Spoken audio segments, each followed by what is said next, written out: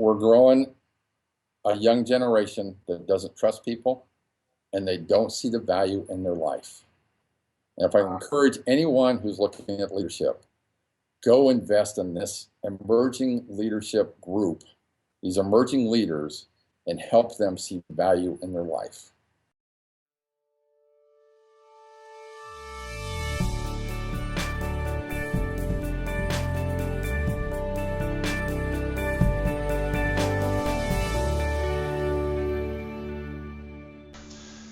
Hi, and welcome back to ModernServantLeader.com. I'm here today with Art Barter, who is the author of Farmer Able, a fable about servant leadership transforming organizations and people from the inside out. He's also the owner and cultural architect of Daytron World Communications, and he's the founder and CEO of the Servant Leadership Institute. This is actually Art's second time on Modern Servant Leader. We last spoke about 2 years ago, and I'm excited to have him back today. Right ahead, they've got a big conference coming up, and we'll talk a little bit about that towards the end of this interview. But so welcome, Art. Yeah, thanks, Ben. Great to be with you again, and love to spend time with folks with the same mindset when it comes to leadership and serving. Thanks. Yeah, it is great, isn't it? It's always a little bit of a comfort around when there are people interested in it. And speaking of comfort and kind of getting to know you, Art, I know some of our subscribers and readers saw that interview 2 years ago, but for those who haven't, and just kind of to get people to get to know you a little, can you tell us a little bit about yourself? Where you came from, how you grew up, getting to know who was Art as a person. Oh, sure. Yeah, I was born at Fort Campbell, Kentucky. My father was in the Navy. He was a Seabee, and so he taught me how to build things, and we spent a lot of time in the backyard adding additions to homes. So, but I only spent 2 years in Kentucky and then moved to Huntington Beach, California, and have been in California my entire life. So I'm kind of a transplanted California guy. Gotcha. And grew up. I have 3 sisters, no brothers. So you can imagine the interesting times I had in growing up in a household with 3 sisters. I love them all. I love them all dearly, and they've helped me be, look at things a little differently a lot of times. My dad, he loved to serve people. He was the one that I think laid the foundation of me for service. I didn't realize that until we started writing the book, The Art of Servant Leadership with Tony Barron, and we started talking about the stories. And, when you have to sit down and go back in history and hear a little bit about your life, you start to realize that, hey, my dad was the one that laid the groundwork for me to help people and also be in service. And my mom was great at hospitality, so we always had people over. And just raised, I went to Tustin High School, and I graduated in '72, went on to Cal State Fullerton, and went to work for Disney while I was in college and spent almost 10 years with them. And then after that, left, and I've been in manufacturing companies my entire career since that point in time. So I love to build things. I just love to build product. And so I've been involved with manufacturing companies since I'm probably 25 years old in leadership positions. So I'm married, a lovely wife, Lori, that is my chairman of the board, if you will. And I have 2 kids, Jennifer, she's 33, and my son, Chris, he's 29. And everybody's involved in the business. So it's a lot of fun to be around and watch them grow in a day-to-day environment. That's great. That's great. Now, you mentioned your father. Looking back, you kind of noticed that he instilled the service. But how did you first hear about servant leadership, the term itself? Servant leadership, Ken Blanchard came to my church in 2003, and he talked one evening for a couple hours, and the title of his talk was Lead Like Jesus, but he added a little phrase on the end of it. It says, it's a mandate. And so he challenged me in my faith and said, if you really believe what you believe, then you really don't have an option. You have to be a servant leader. And up until that point, I've been pretty well ingrained in the power world, in public corporations. My title was controller, and as Lori, my wife, says, I performed my job title very well, and was very, very engaged in the power model. And so Ken really challenged me that evening. He became a great friend and a great mentor for me, and helped me see things differently. And so that's what got me started. And then in 2004, we went through an investigation with the Department of Justice for Foreign Corrupt Practices Act. And through that process came out some real reasons why people do what they do, corporations do what they do. And in that environment, the corporation who was acquiring Titan wanted to save money on the deal, and they saw some things that divisions did in the international market as a weakness, and they thought they could get a better price for the deal. And we spent a year in investigation with the Department of Justice, and we came out fine. And but those two experiences, Ken, and then the experience I had that year with the investigation, really changed my mindset and said, I really don't want to be a leader that puts people through that. And those two bookends, if you will, really changed my mindset as a leader. And when we were able to buy Datron, we decided then and there we were going to be a servant-led organization, and change the way we look at things, and not be a normal standard corporation, if you will. Wow, that's fantastic. And now, so you bought Datron, you've got this vision to set it up as a servant leadership company. You must have had to try to define servant leadership for the organization. How do you define servant leadership? Well, right now we define servant leadership as inspiring and equipping those we influence. And we don't say those that report to you or that's in your department. It really is. We believe everyone is a leader and they have influence over someone. And if you look at anyone who has children, we've all been through that experience where our kids say something, we go, where did they learn that? And you start to realize, well, I just said that like 2 months ago, and we're influencing their actions just by them being around us. And so we believe everybody influences someone in their lives. And so we look at inspiring people, giving them a purpose on why they want to do things. And once they latch onto that purpose, giving them the tools and the education, the experiences, the environment to be able to practice that purpose and move on and then influence others through their actions. Wow, I like that framing. And yet, especially in a for-profit business, it's difficult to do all that, right? Inspiring them, giving them all the tools they need. And what do you think is the most difficult part of being a servant leader?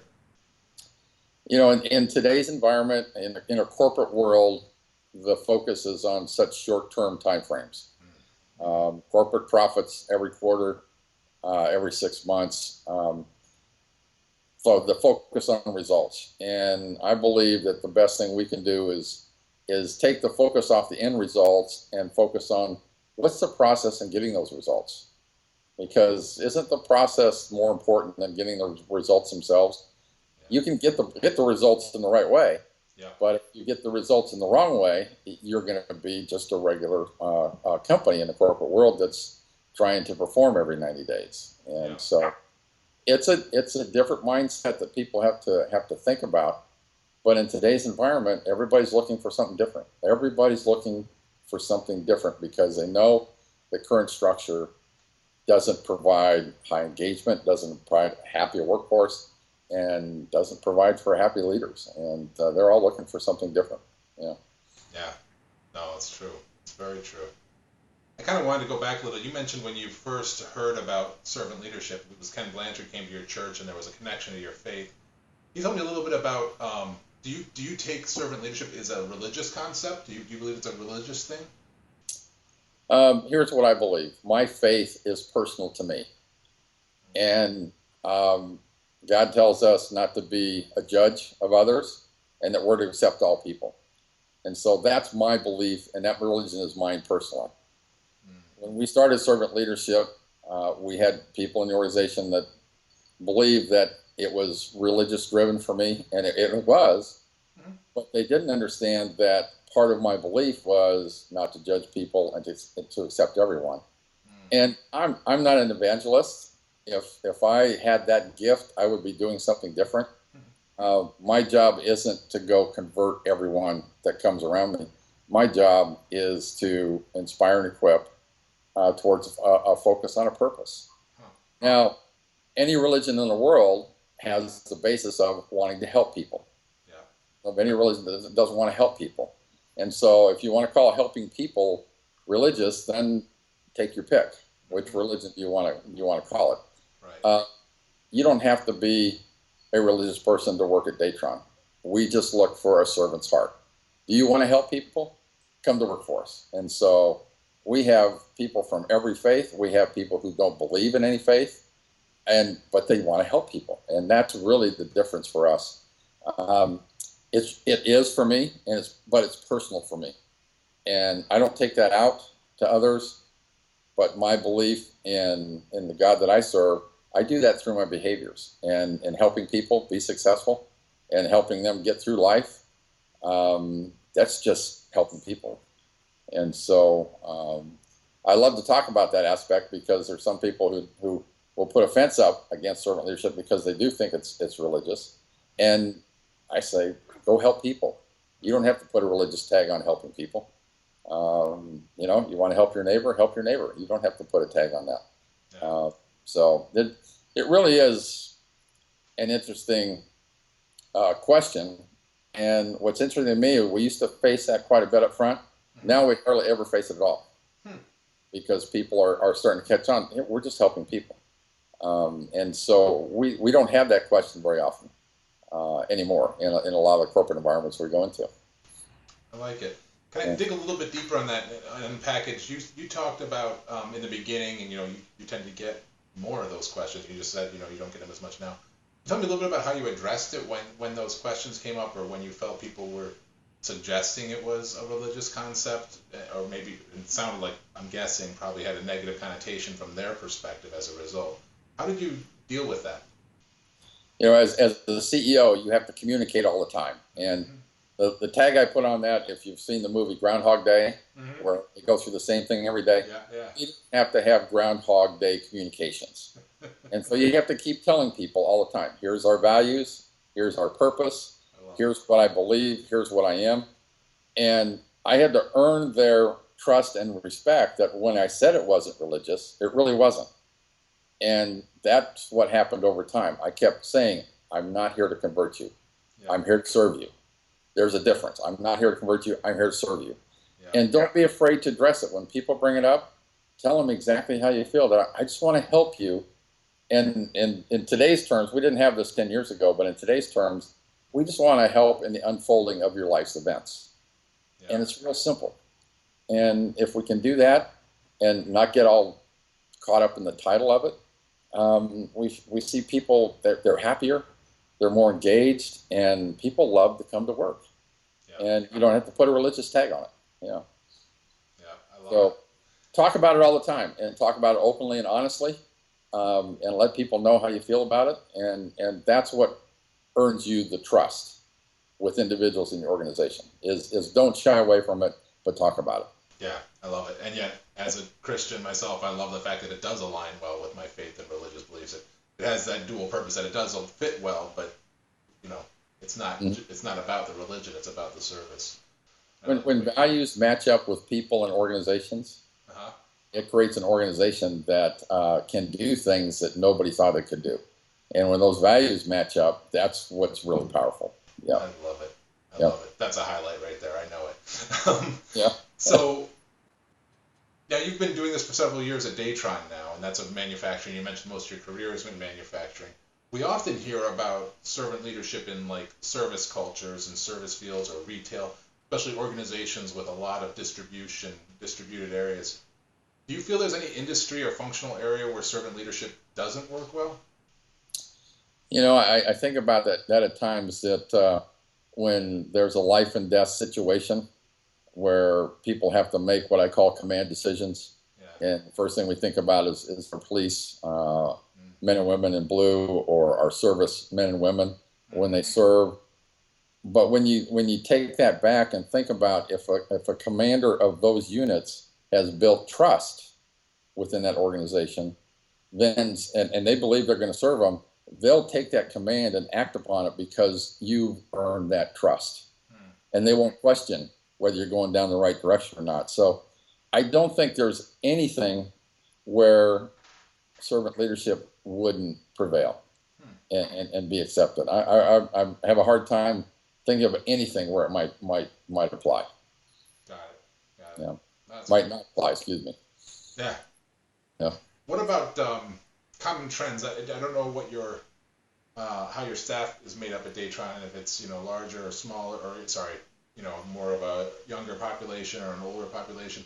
But are there any trends like with millennials and Gen Y, Gen X, or mobility? Any trends in particular that we're facing as a society as a whole that you feel are making servant leadership principles stronger or more in demand, or to the opposite, harder to support?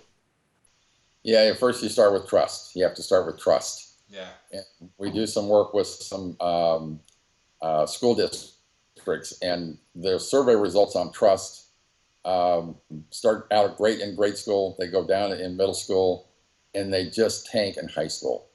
And so kids coming out of high school, they have a very low level of trust of people around them.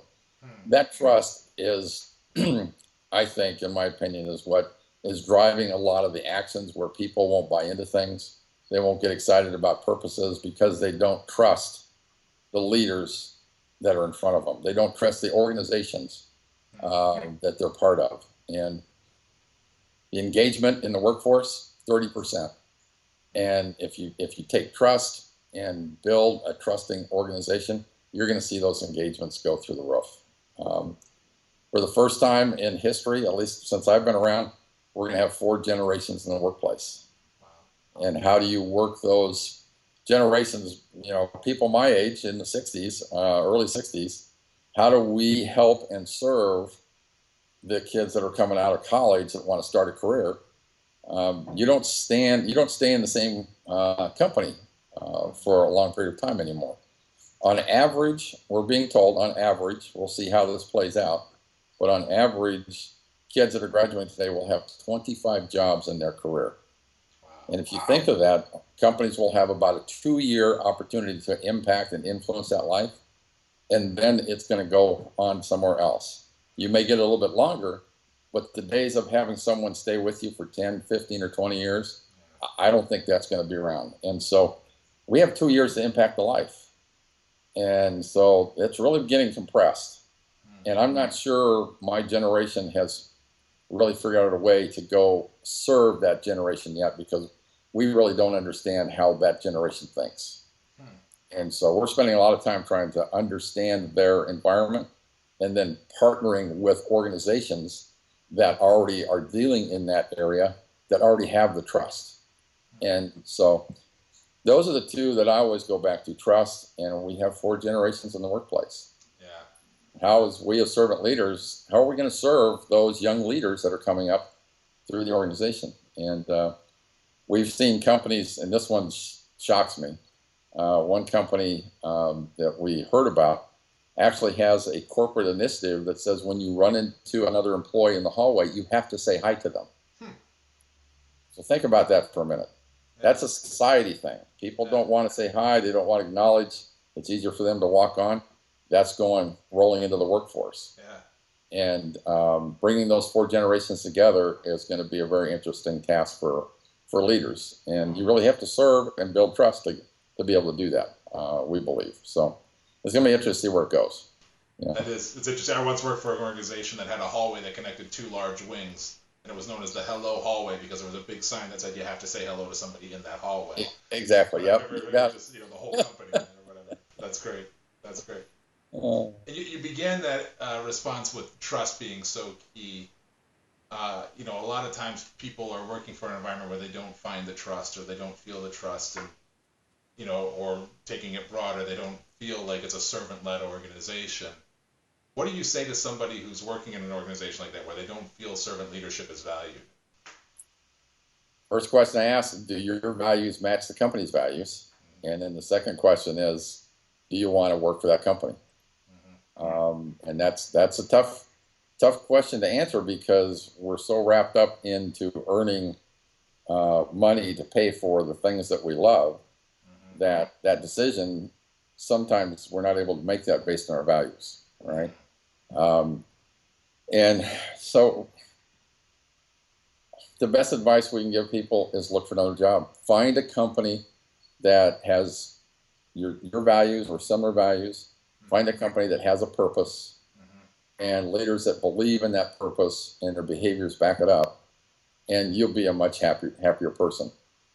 trying to change a company from a very small department to get impact leaders, you can do it, but it's going to take a long time. It will take a long time. Yeah. And, most people won't survive that.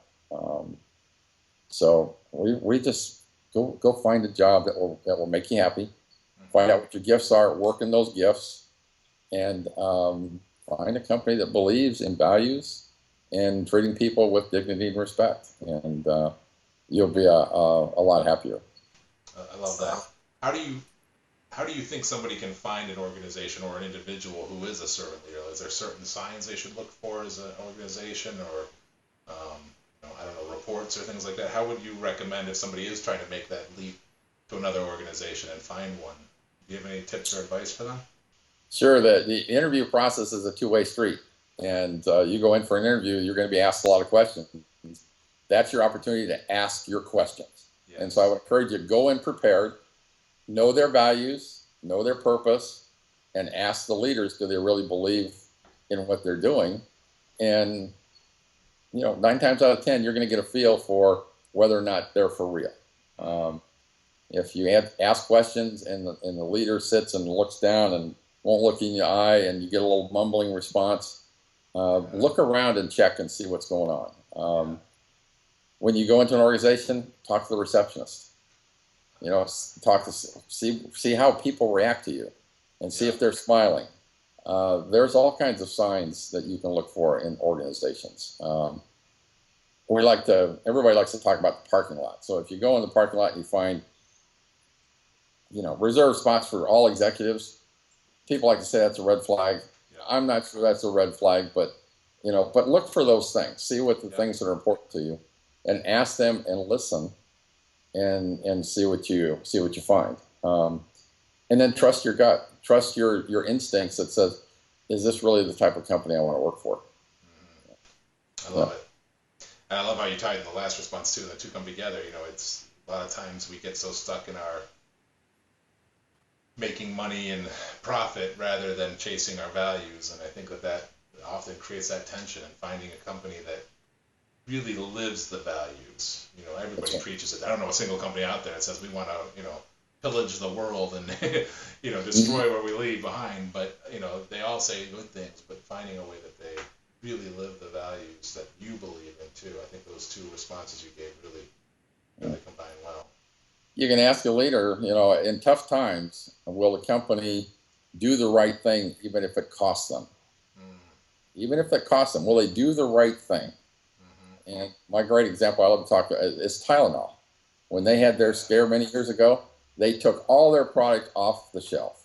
They didn't figure out lots. They took everything and said, life is too precious. We're going to protect that life first. And so ask some of those interesting questions. If an organization is faced with missing quarterly results for the quarter, are you going to be asked to do some things that may not fit into your values? And you can figure out ways to ask those in a positive way that you can get an answer that will kind of give you an idea of where they are. Yeah, I like that. The Tylenol example is a powerful one. It is, yep. What about kind of going back a little to the organizations where they don't feel valued? I imagine in your work you've come into some organizations where you've been asked to kind of coach somebody into better servant leadership. Is it possible for an individual who's not really a servant leader to turn into one, or who doesn't, initially doesn't feel that way strongly about servant leadership? Is that something that can be done? I would have said 10 years ago, absolutely. You can work with people. You can convince them to change. After 10 years of experience in the arena there, I would encourage people, if you believe they can change, work with them for a while. If you're not seeing that change, it's time to say enough's enough, and don't try and keep them on board for too many years. Because what we found is people come into organizations, they've been trained really well in the corporate world to get results every quarter, and to worry about worry about the results, not how you get them. Those are hard habits to break. And people can be very sly on how they'll say, hey, we're going to change, but they really don't. if you keep that person on for every year you keep them on, it's probably going to take you a year and a half to get that trust back in the organization for keeping that leader on too long. So there's a fine line. And so spend a lot of time on the interview process, especially when you're interviewing leaders, and see if they have a servant's heart first. If they do, then hire for the competence. So hire for character first, and then hire for competence. Yeah. I love that you address the reality of it with still an optimism. So many people I ask that question to are black or white. Absolutely anybody can change, or no, forget it. If they don't have a servant's heart, there's no way they're ever going to be a servant leader. I love the fact that you, I'm sure from your experience, came across the reality that there are some that can't and there are some that can, and you got to kind of gauge that. That's fantastic. Yeah, we always told our leaders early on that if we're seeing efforts to change and you're taking steps to change, we'll stick with you. But if you don't see the efforts to change and it's just talk and isn't backed up with behavior, that's when you have to say, well, we're not going to continue down this path. It's better. I like what Ken says, share those people with your competition. Let them go to work for your competition, right? Yeah. So I love it. Yeah. You're kind and share with the competitors. I love it. Yeah, that's great. Going back to some of the, your work in the field, I'm sure you guys have come across different perspectives on, different levels, if you will, in the organization, a leader versus a manager. I don't think it really comes down to the levels, but how do you define the difference of that classic question, a leader versus a manager? Sure. We look at leaders, they're visionary. They're the ones that focus on the purpose and the why you do things.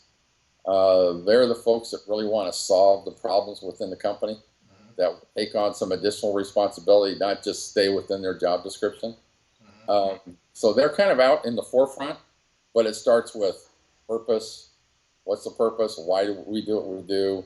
Help people understand why they do what they do and set the course long term. Where we look at a manager is more task driven. And so think of it from a period, maybe 12 months. Managers are focused on obtaining their results against a plan. And so they're given that. The plan long term is developed by leaders because they see where the company's going. They can see the vision, the purpose, and they can set plans that go past that 12-month period.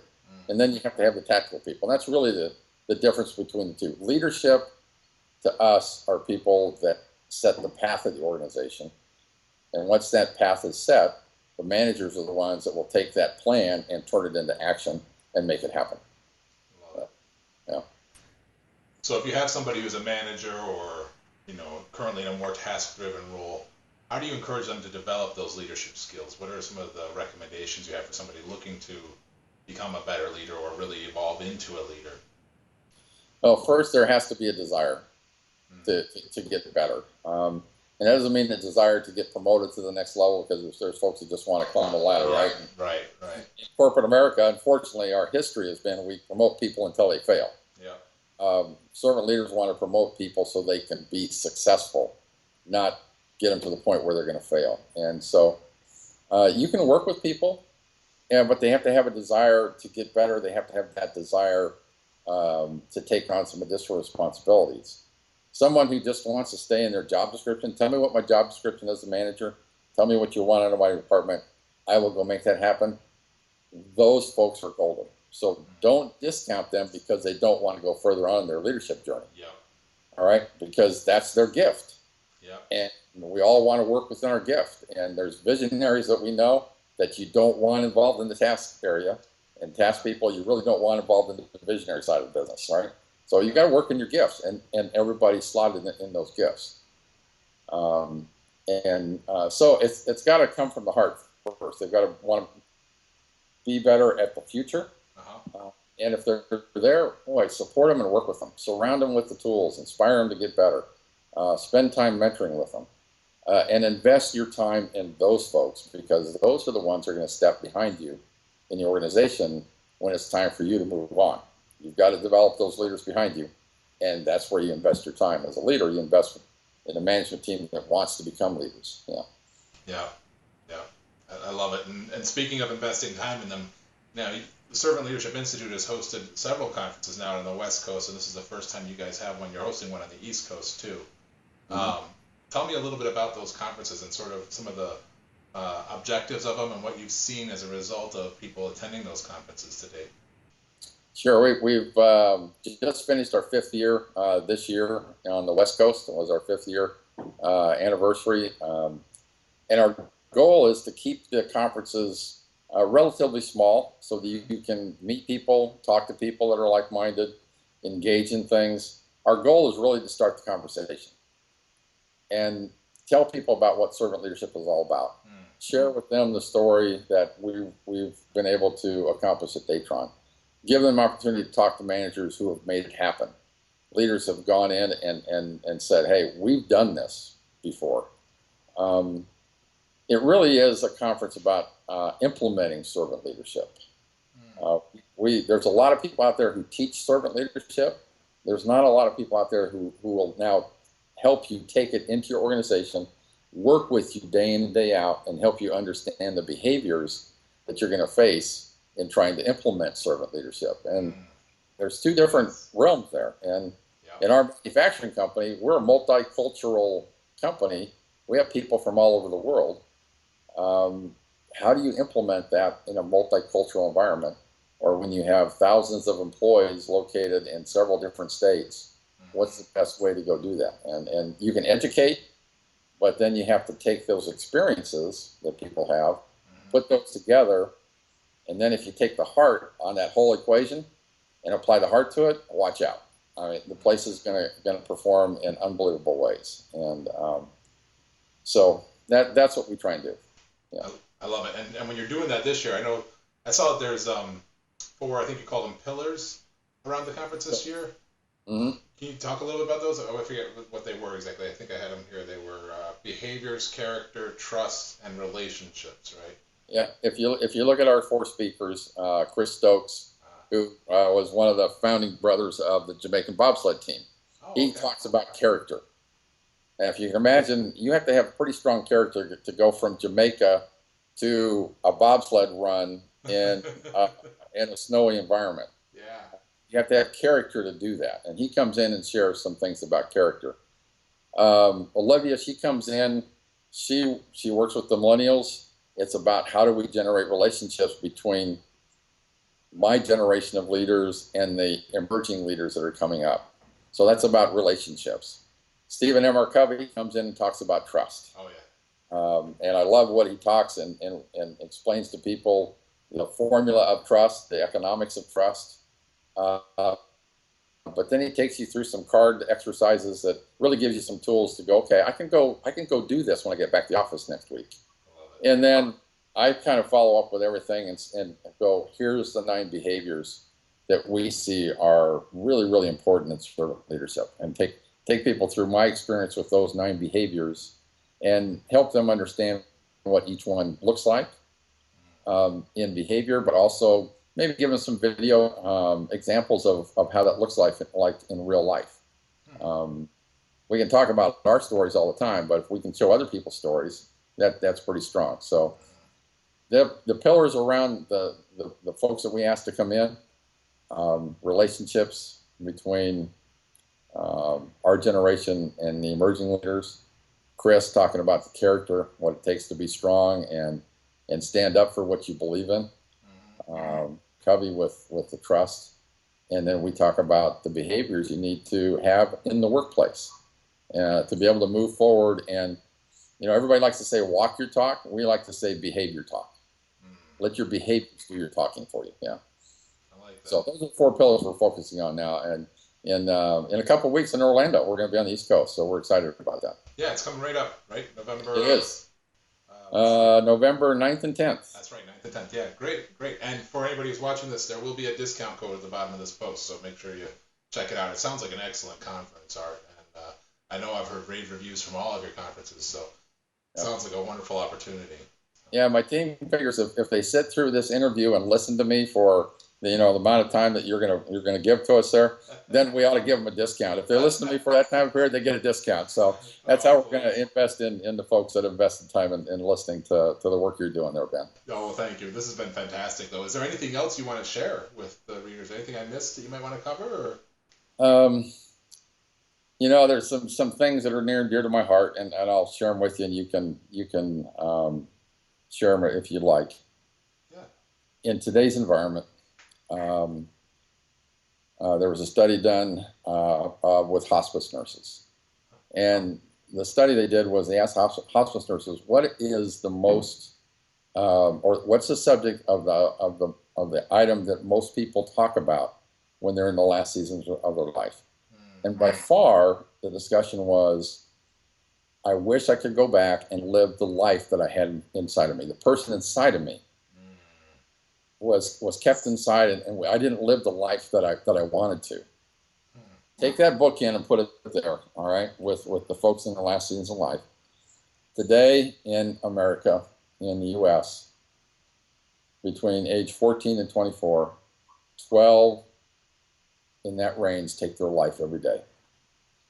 4,600 a year. 575,000 in that age range attempt to take their life. Wow. We're growing a young generation that doesn't trust people, and they don't see the value in their life. Wow. And if I encourage anyone who's looking at leadership, go invest in this emerging leadership group, these emerging leaders, and help them see value in their life. Because it's scary. And we've got to change that trend. We've got to change. 575,000 a year in the United States. And they're looking for a safe environment. They're looking for leaders they can trust. They look for leaders who want to invest their time to help them see what their gifts are, not what we think their gifts are, but what their gifts are. And invest your time in that group, because our future's in that age group. And we can impact the entire United States for a lot of generations if we help this group get better in leadership. So that's my passion today. I see these two bookends, people dying, wishing they'd lived a life inside of them. You got kids growing up that don't know who they are and don't know what the value of their life is. We've got to give them the value of life and build a good, trusting foundation. And servant leadership is the only way I see to go change that. So, if you're listening to this, please go invest in this emerging leadership generation, because that's the future of our nation. Don't assume somebody else will do it. We need to get people who want to get in there and go make it happen. Yeah. Wow. So powerful message and spot on. Yeah. Thank you for sharing that. So Ben, keep up the great work. You're one of those influencers out there who are giving guys like me the opportunity to reach more people, and you're providing a great service. So Thank you. Keep it up, because we need a whole lot more of folks like you that are helping people get their message out in a country that really needs help right now. Yeah. So thank you for the service you provide. Yeah. Thank you, Art. I appreciate that. And for anybody who wants to follow up and find out more about you or Servant Leadership Institute, what's the best way for them to contact or find you? Best way is go to our website, servantleadershipinstitute.com. If that's a little bit long, like it is for me, just type in Art Barter Speaks, and that will take you to my speaker page with all the links. Or just search on Art Barter with Servant Leadership, and you'll get a whole bunch of stuff come up on the website. So that's the best way to get to us and track us down. Yep.